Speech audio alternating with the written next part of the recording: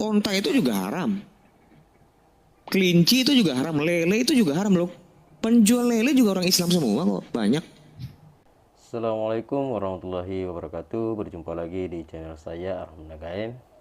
Apa kabar semua? Semoga dalam keadaan sehat walafiat ya.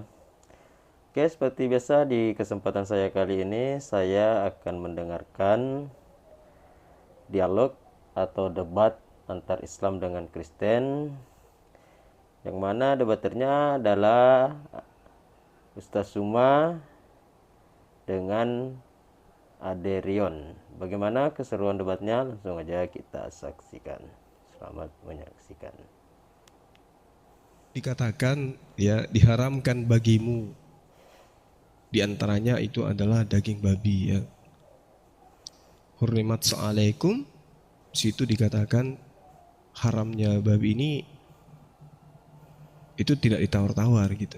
Dalam arti kata bahwasanya babi ini haram tidak kemudian dijelaskan karena babi itu seperti ini dan seterusnya. Nah, ya berbicara mengenai hikmah artinya pandangan yang kemudian dilahirkan oleh perintah, kaidah-kaidah perintah yang dilihat dari aspek kehidupan manusia. Mungkin saya katakan bahwasanya pengharaman babi ini itu adalah perintah karena memang poinnya jelas diharamkan bagimu makan babi. Kami umat Islam menerima perintah itu dalam surah Al-Baqarah, Al-Ma'idah, Al-An'am, An-Nahl. Itu adalah sebuah pengajaran yang tidak bisa ditawar-tawar. Bahwasanya konsumsi daging babi itu kalau saudara mengatakan bisa menaikkan atau menambah sel darah merah dan seterusnya. Tapi saya kira dampak negatif dari hal itu juga secara sains bisa kita lihat bagaimana kemudian makan daging babi itu banyak menyebabkan penyakit gitu. Banyak menyebabkan penyakit.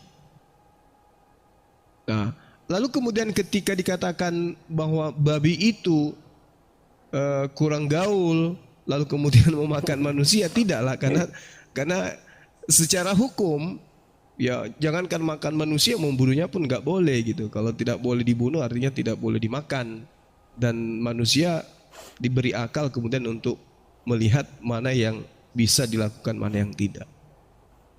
Jadi muatan daripada pengharaman babi ini dalam syariat Islam itu kalau saya lihat itu adalah aspek perintah saja, ketaatan saja di situ.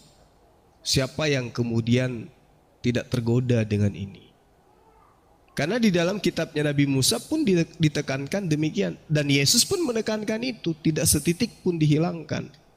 Bahkan lebih mudah langit lenyap ya, daripada setitik dari hukum Taurat. Sementara pengharaman babi itu bagian daripada Taurat. Ini bagian daripada Taurat. Tapi bukan karena landasan Taurat kemudian umat Islam itu tidak makan babi. Melainkan karena memang perintah dari Al-Quran. Al-Baqarah ayat 173, Al-Ma'idah ayat 3, Al-An'am ayat 145, An-Nahl ayat 115 dan seterusnya. Ya, jadi seperti itu, Dek. Jadi kita tidak kemudian merujuk kenapa diharamkan. Silakan. Iya itu kan makanya aku bilang ya jadi kita nggak imbang. Pada saat saya bisa menjelaskan kenapa dan kenapa dilarang, abang enggak, kan ini nggak adil. Lalu untuk apa kita berdiskusi lagi terkait tentang babi? Makanya tadi saya tawarkan untuk nggak usah lah kita bahas. Yang sekarang kita bergeser tentang Taurat. Apa sih yang dimaksud Yesus di Matius 5 ayat 71? Matius 5 ayat 71 kita coba cek ya. Ini kan ayat favorit gini ya. Seharusnya sih sebenarnya Bang Zuma, seharusnya posisi ini kalian menuntut, oh kalian melanggar Taurat, oh kalian melanggar Taurat. Kalau kalian melakukan Taurat, omongan ini akan berguna. Tapi toh juga Taurat kalian nggak melakukan juga kok. Kalian nggak melakukan juga. Kalian bukan pengikut Taurat. Loh, memang Injil itu untuk segala bangsa. Padaku Yesus juga berbicara, padaku masih ada lagi padaku domba-domba lain yang bukan dari kandang ini. Domba-domba itu harus kutuntun juga, dan mereka akan mendengar suaraku, dan mereka akan menjadi satu kawanan dan menjadi satu gembala. Itu satu. Kedua, jadikanlah semua bangsa muridku. Jelas ini Injil untuk segala bangsa. Terkait aku hanya diutus untuk domba-domba yang hilang, itu kan memang untuk menguji iman ibu itu, Pak Bang. Dia kan seorang Kanaan, seorang non-Israel. Dia berharap, tolonglah anak gue lagi sakit nih. Tapi pada akhirnya bagaimana? Ini yang gak sering dikutip sama teman-teman Muslim. Pada akhirnya nasib dari anak itu ibu sembuh, disembuhkan Tuhan, bahkan tanpa mengusap. Pulang, imanmu telah menyembuhkan anakmu. Itu memang cuma hanya bentuk pengujian. Dan juga jelas di dalam kitab Perjanjian Lama, Mesias itu bukan untuk orang Israel. Tanya sama orang Yahudi yang sekarang, apakah Mesias nanti hanya untuk orang Israel? Mereka akan bilang, bukan, untuk semua dunia. Itu tahu Bang mereka. Di Daniel 7 ayat 14, semua bangsa akan tunduk kepada dia, sama Mesias ini.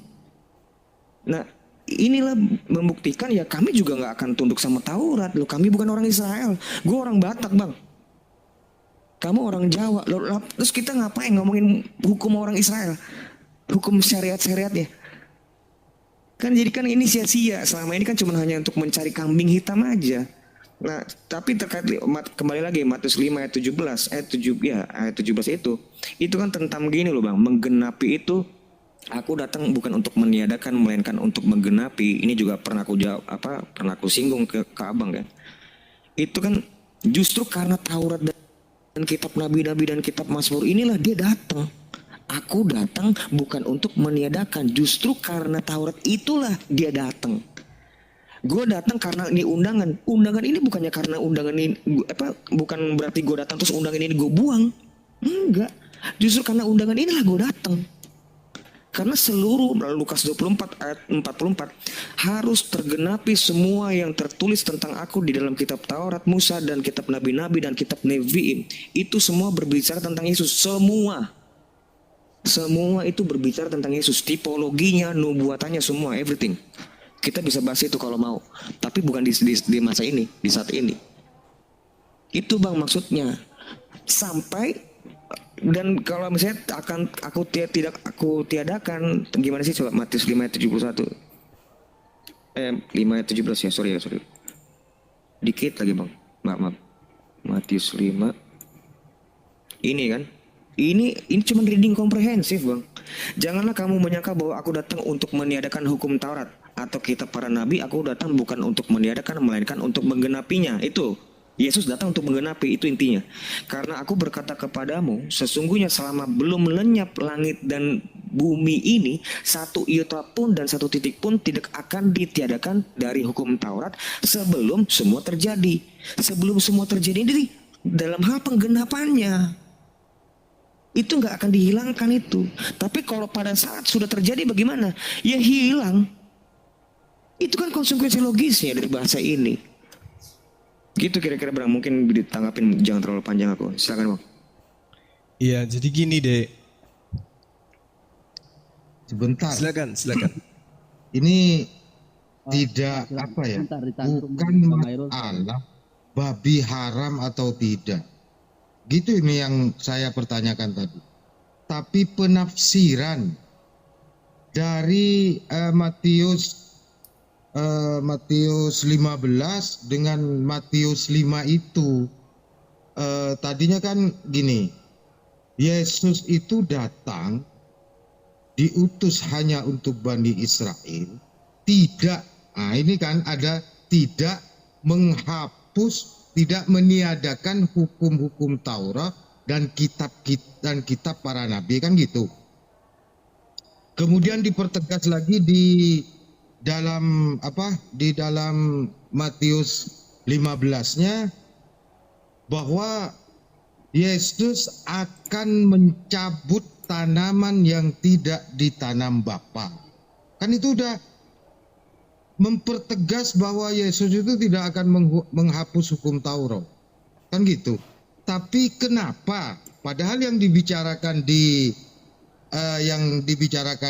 Matius 15 ini tentang masalah hati. Yesus itu mengajarkan tentang hati.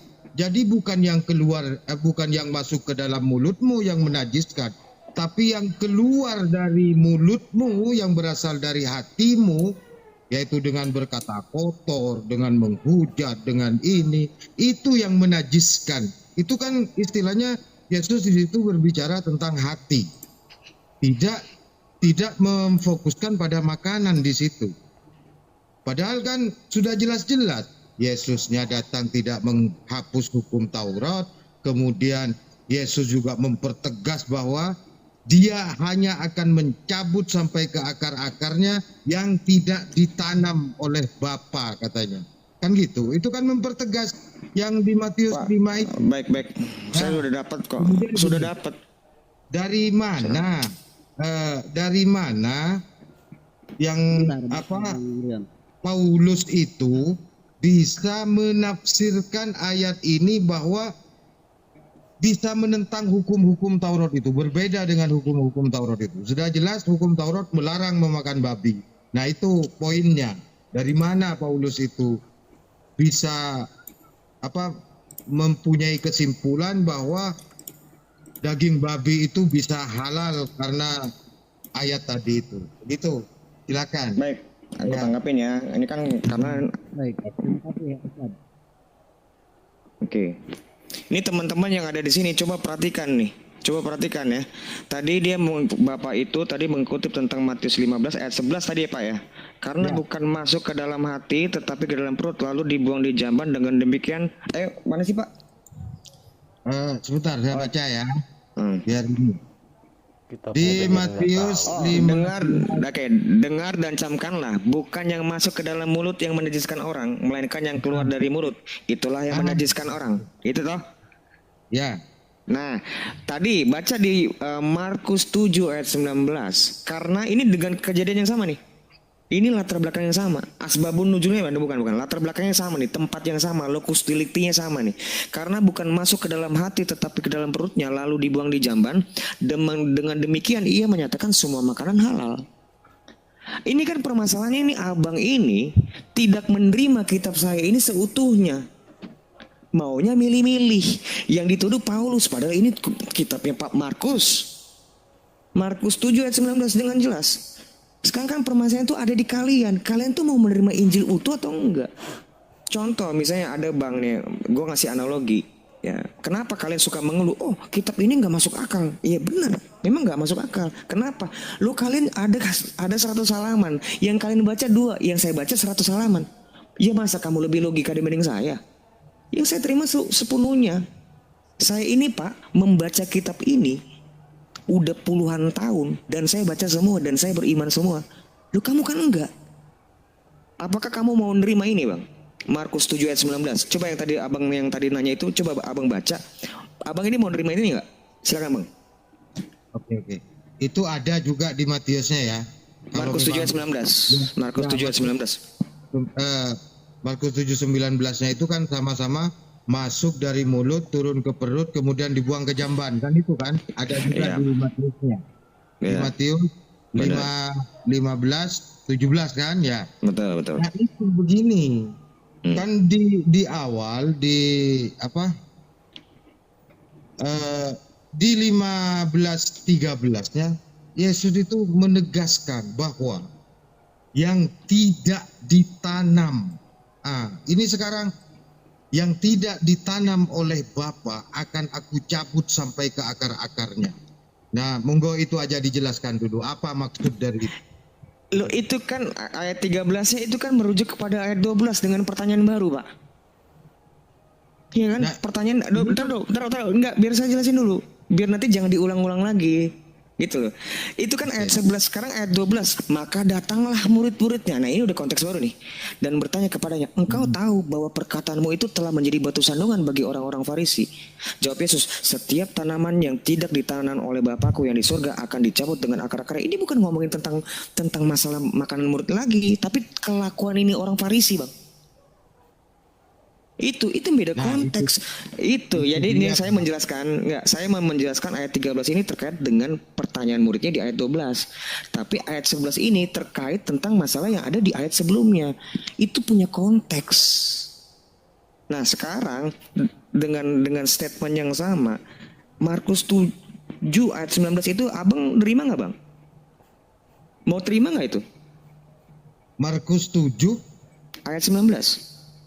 kan sama isinya dengan Matius berapa? 15 Sama, harusnya sama. Cuma kan Abang nggak teliti. 15 Abang 17 kan sama itu. Intinya. betul, Abang kan Ini saya Abang itu baca. Saya baca dulu. Bang Ade, saya baca ya. Tidak tahukah kamu bahwa segala sesuatu yang masuk ke dalam mulut enggak, Markus 7 ayat 19, Bang. Markus 7 ayat 19. Markus 7 ayat 19. Ini kan biar nggak wasting time. ya. Markus berapa? 7 ayat 19, Bang. Ayat 19. Ini kan saya mau nama Bang Juma tuh, ntar tidur dia. Enggak. Saya ingin menegaskan apa yang saya pertanyakan gitu loh. Baik, Biar Bang. semuanya antara Sabtian sama Bang Zuma itu di situ Siap. gitu loh, Bang. Mm-mm. Itu. Kalau saya belum tahu tentang ini, nyimak Oke, aja Bang. gitu. Oke. Jadi di sini sebenarnya Aderion di sini mau berdialog dengan Gurunda Ustaz Suma ya. Cuman ada dari pihak Islam yang bertanya kepada Aderion ya. Sebentar saya baca aja ya, biar ini 7 ayat 19 ya. Bener. Markus 7 ayat 19.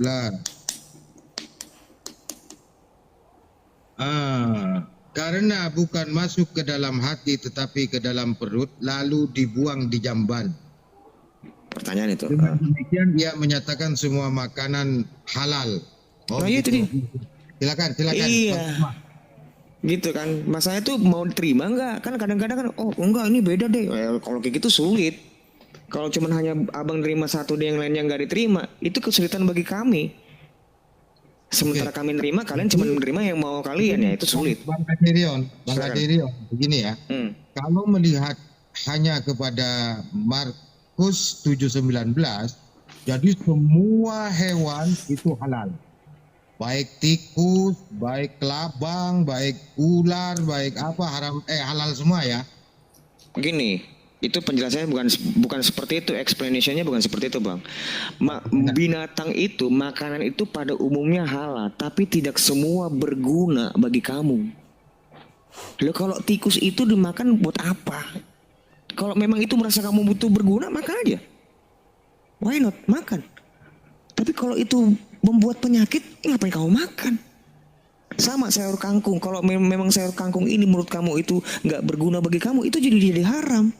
Jadi yang diatur itu bukan makanannya sekarang, tapi manusianya ini untuk bisa mengkontrol dirinya, untuk memakan, untuk tidak berlebihan, yang memikirkan tubuhnya ini jangan sampai rusak gara-gara makanan. Itu yang diatur, bukan si babi yang diatur, si manusianya sekarang diatur. Gitu, Bang. Ini kan kata Abang tadi berguna itu merupakan hikmat atau memang ada sesuatu yang jelas di dalam Alkitabnya? Jelas ada. Saya ini kan ngomong kan, iya saya jelas kalau ngomong selalu ada ayat. Makan apapun yang berguna gitu ya? Bukan kayak gitu. Itu kan berkat diksi Abang. Tapi diksinya Alkitab kami nggak seperti itu. Tepatnya gini. Oh sorry bukan. 1 Korintus 6 ayat 12.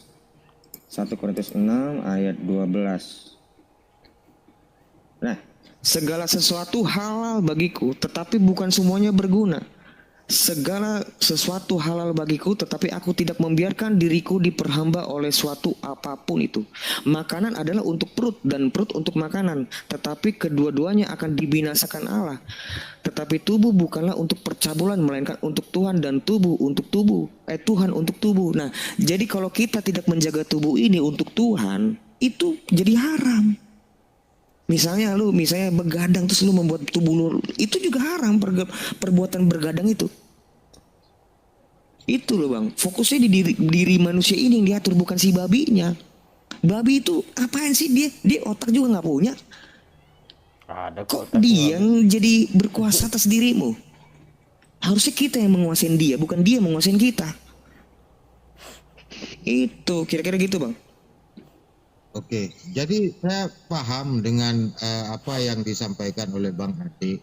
Jadi ketika berguna, maka istilahnya boleh semuanya, binatang itu boleh dimakan karena halal, kata Bang Ade Rion tadi itu. Tapi Begini, tapi bukan semuanya berguna. Ya bang, jadi dipotong. begini. Tetapi bukan semuanya berguna gitu loh bang. Segala sesuatu itu halal sebenarnya. Gitu. Sebentar Bang Ade, Oke, saya Empat Pak kembali dari poinin Ustaz yang Khairul benar. dulu 14 ayat 1. Oke. tanggap Ya, ya Bang Ade saya yang biar titik poinnya, ini.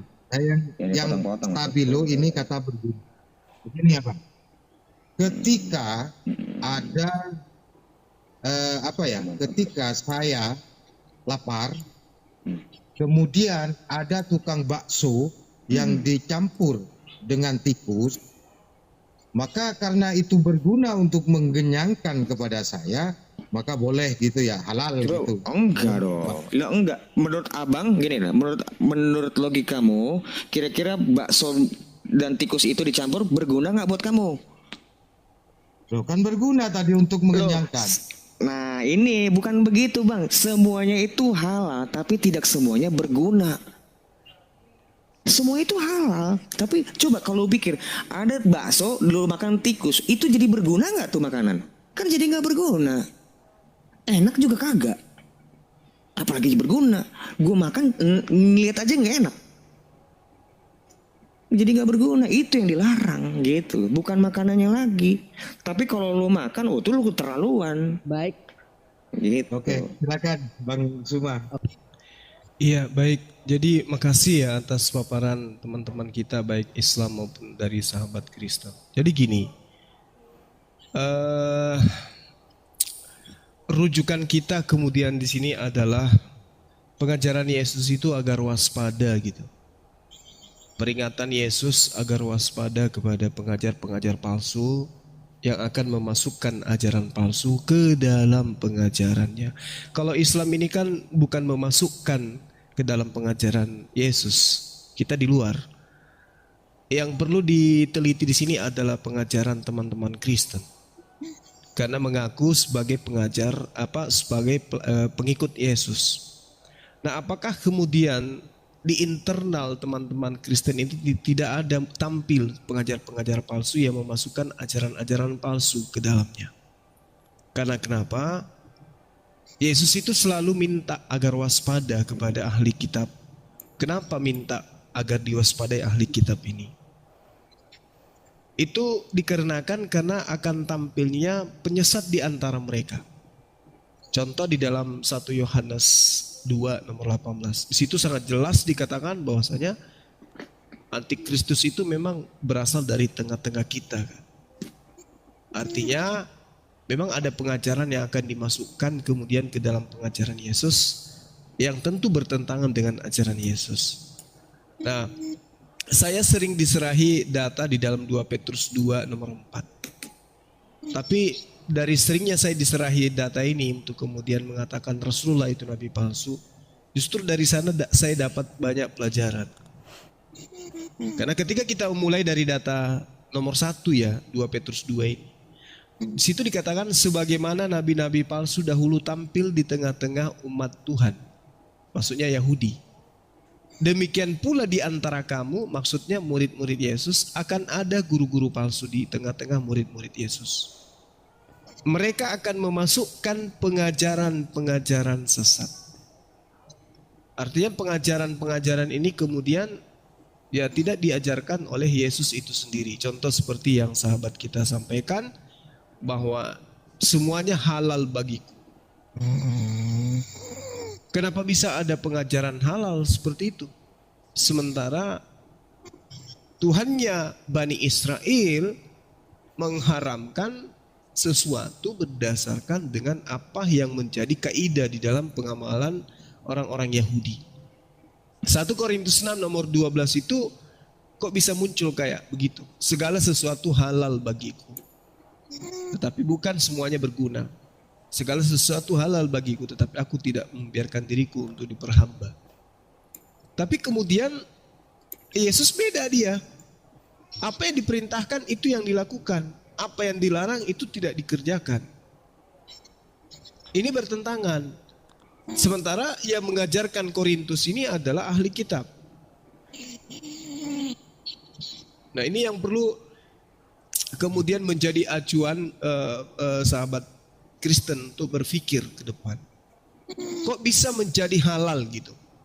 Hanya karena dasar pijakan yang tadi bahwa semua halal yang masuk ke dalam mulut bukan yang mengharamkan, bukan yang menajiskan, melainkan yang keluar dari mulut yang menajiskan.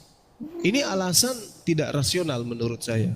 Kalau data ini mau dijadikan sebagai acuan untuk menghalalkan babi. Karena di situ penekanannya jelas, dengar dan camkanlah, bukan yang masuk ke dalam mulut yang menajiskan orang, melainkan yang keluar dari mulut yang menajiskan orang tersebut. Nah, kalau ini dia jadikan acuan untuk menghalalkan babi, artinya ganja, ya, sabu-sabu masuk ke dalam mulut itu halal berarti. Halal berarti. Sementara ganja, morfin, sabu-sabu dan sejenisnya, walaupun sebelum dimasukkan ke mulut itu membaca doa dulu, menyebut nama Yesus dan seterusnya, ya kedudukannya tetap aja haram. Tetapi kenapa babi boleh? Kenapa ganja tidak boleh? Kenapa sabu-sabu tidak boleh? Padahal semua itu masuk ke dalam mulut. Nah, jadi data itu nggak bisa kemudian dijadikan sebagai acuan. Karena memang Markus 7 ya, dan juga Matius 15 maksud saya, itu tidak ada relevannya dengan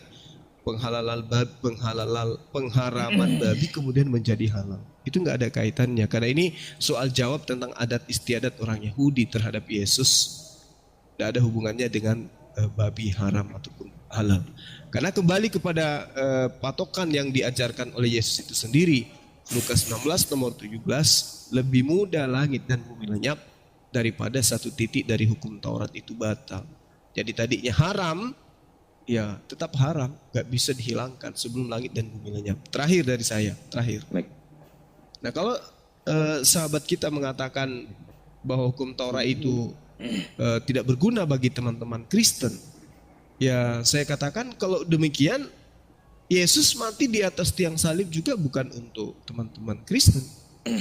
Karena kematian Yesus di atas tiang salib itu menurut konsep yang ada di Kristen adalah untuk menggenapi hukum Taurat. Apa inti menggenapan itu? Menghapuskan, membatalkan hukum Taurat. Sementara hukum Taurat itu untuk Bani Israel. Berarti bukan untuk Kristen Yesus itu. Kalaupun dia mati di atas tiang salib, ya untuk penganut Taurat. Bukan mereka yang tidak menganut Taurat. Demikian. Terkait misalnya tadi yang disebut Abang Juma di 1 Korintus yang berapa tadi itu ya, itu nggak ada korelasi dengan Markus 7 ayat 19. Saya menghargai, terserah. Tapi ini sangat erat kaitannya. Karena di sini dengan jelas ditulis, dengan demikian ia menyatakan semua makanan halal. Dan Paulus menjelaskan segala sesuatu halal bagiku. Ini selaras tuh halal, tetapi bukan semuanya berguna. Segala sesuatu halal bagiku, tetapi aku tidak membiarkan diriku diperhamba oleh suatu apapun. Makanan adalah untuk perut, perut untuk makanan, tetapi kedua-duanya akan dibinasakan Allah. Tetapi tubuh bukanlah untuk percabulan, melainkan untuk Tuhan, dan Tuhan untuk tubuh. Ini sangat erat. Karena yang diatur, ini ada dua hal yang sama. Segala sesuatu halal bagiku di Korintusnya, di Markusnya. Dengan demikian ia menyatakan semua makanan halal. Apa yang gak ada korelasinya? Tapi kalau abang bersikeras itu tidak berkorelasi, saya nggak mau debat kusir. Saya rasa sih biar teman-teman aja yang menilai. Gitu aja bang dari aku. Iya. Jadi kalau saya melihat gitu loh ya, saya sebagai seorang Muslim ya kan, kalau ditanya seperti pertanyaan yang tadi, kenapa babi itu kok haram di Islam apa ya? Itu kaidah yang ada di Islam itu yang saya jabarkan. Nah, yang jadi permasalahan sekarang ketika kemudian teman-teman Kristen ini mengaku sebagai pengikut Yesus gitu. kemudian yang menjadi sandaran untuk meninggalkan ajaran perintah, maksud saya dalam hal pernyataan Yesus dalam kitabnya saudara, justru perkataan orang, bukan Yesus. Contoh seperti yang saya uraikan tadi, ya, bagaimana kemudian seorang Paulus yang lebih didengarkan daripada Yesus itu sendiri. 1 Korintus 6 nomor 12. Segala sesuatu halal bagiku. Apakah ini berlaku bagi Yesus? Nah, kalau Yesus tidak berlaku hal ini kepada Yesus, karena Yesus mengatakan, pekerjaanku adalah melaksanakan perintah. Makananku adalah melakukan perintah-perintah Bapa yang mengutus aku. Perintahnya jangan makan babi. Yesus taatin. Nah, sejatinya kalau saya memandang nih dari kacamata saya sebagai seorang Muslim, layaknya saya mengikuti Rasulullah Muhammad SAW dalam hal syariat. Sejatinya teman-teman Kristen ketika mengikuti Yesus betul-betul cinta kepada Yesus, maka jadikanlah itu sebagai suri tauladan, bukan Paulus. Karena ini sangat bertentangan dengan ajaran Yesus. Makananku adalah melakukan perintah-perintah Bapa. Nah, sementara Kristen makanannya adalah melakukan perintah-perintah Paulus. Contoh ini yang sesederhana ini. Nah, yang saya takutkan gitu loh, yang saya takutkan seperti yang tertera dalam Yesaya 66. Sebab Tuhan akan menghukum segala yang hidup dengan api dan dengan pedangnya, dan orang-orang yang mati terbunuh oleh Tuhan akan banyak jumlahnya. Siapa mereka ini? Mereka yang mengkuduskan dan mentahirkan dirinya untuk taman-taman dewa. Taman-taman dewa ini maksudnya pengajaran-pengajaran yang di luar daripada yang diajarkan oleh para nabi. Dengan mengikuti seseorang yang di tengah-tengahnya, yang memakan daging babi dan binatang-binatang jijik serta tikus. Mereka semuanya akan lenyap sekaligus. Demikianlah firman Tuhan. Nah, kalau saya sebagai Muslim, mending saya menghindari ini. Takut saya mendengarkan data ini. Kalau saya beriman ya kepada data ini, kepada kitabnya orang Yahudi yang dikatakan dari terjemahan Septuaginta ini, akan dimusnahkan sekaligus. Di mana indikasinya adalah pemakan daging babi, pemakan binatang-binatang jijik serta tikus. Ini kalau kita berbicara mengenai data ini jelas tidak merujuk kepada umat Islam ini. Itu aja sih sederhananya. Apa susahnya mengikuti ajaran Yesus kalau memang cinta, kalau memang mengaku sebagai pengikut. Karena Yesus mengatakan sekali lagi, lebih mudah langit dan bumi lenyap daripada satu titik dari hukum Taurat itu batal. Nah, sementara kalau diikutin perintah Paulusnya yang diikutin, maka semua di dalam Taurat itu hilang kemudian. Sementara dikatakan oleh Yesus, ini sedikit lagi dari saya, dalam Matius 7 yang tadi ya. Tetapi setiap orang yang mendengar perkataanku ini dan tidak melakukannya, ia sama dengan orang yang bodoh, yang mendirikan rumahnya di atas pasir. Kemudian turunlah hujan dan datanglah banjir, lalu angin melanda rumah itu, sehingga rubuhlah rumah itu. Dan hebat kerusakannya, maksudnya rumah yang dibentuk dari pasir. Ini yang saya khawatirkan gitu loh, bahwa kaidah-kaidah yang kemudian dipertontonkan teman-teman kita Kristen itu adalah kaidah yang tidak berasal dari Yesus itu sendiri. Kata Yesus, mereka yang tidak mendengarkan, laksana mendirikan sebuah rumah dari atas di atas pasir, kemudian turun hujan. Saya kira begitu, Dek. Itu pemahaman saya, silakan.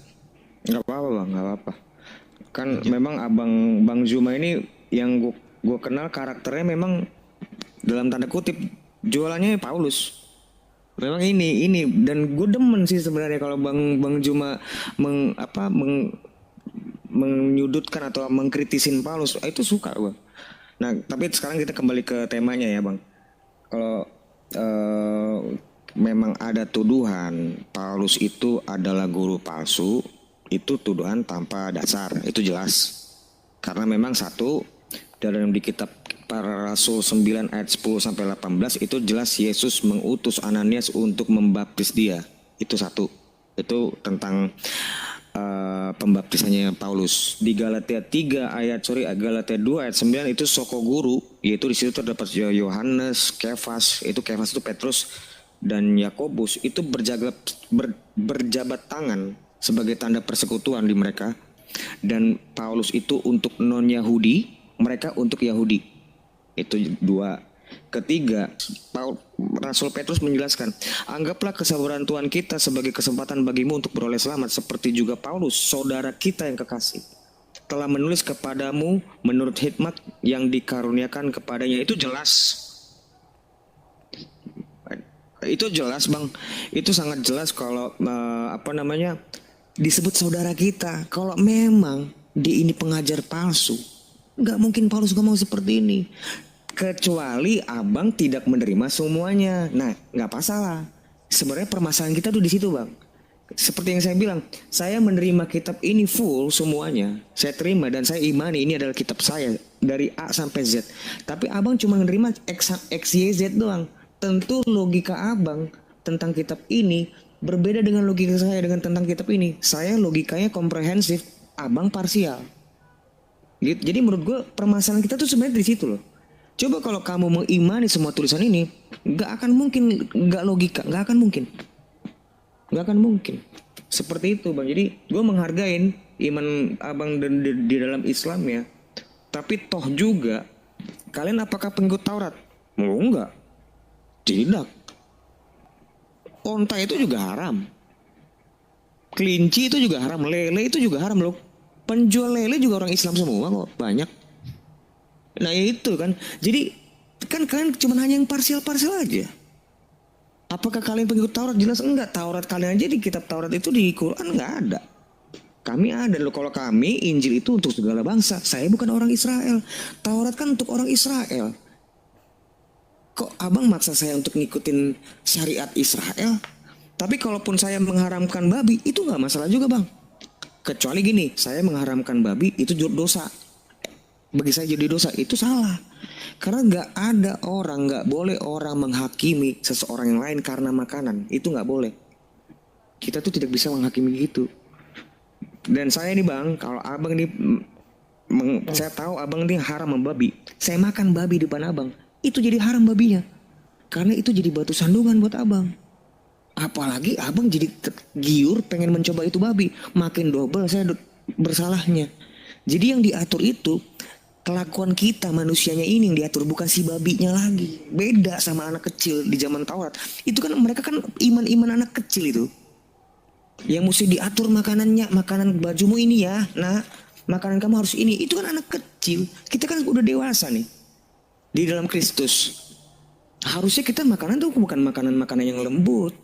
Harus makanan-makanan yang keras. Itu yang diajarkan sama Rasul saya. Rasul Paulus. Dan rasul-rasul yang lainnya. Itu, Bang. Kira-kira seperti itu.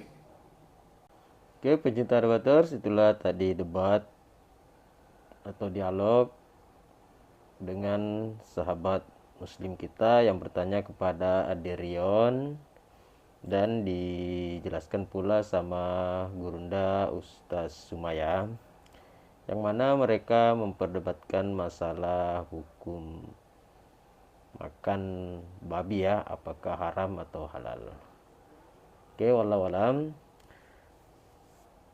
Oke, sekian dulu video dari saya. Jangan lupa like dan subscribe. Terima kasih. Assalamualaikum warahmatullahi wabarakatuh.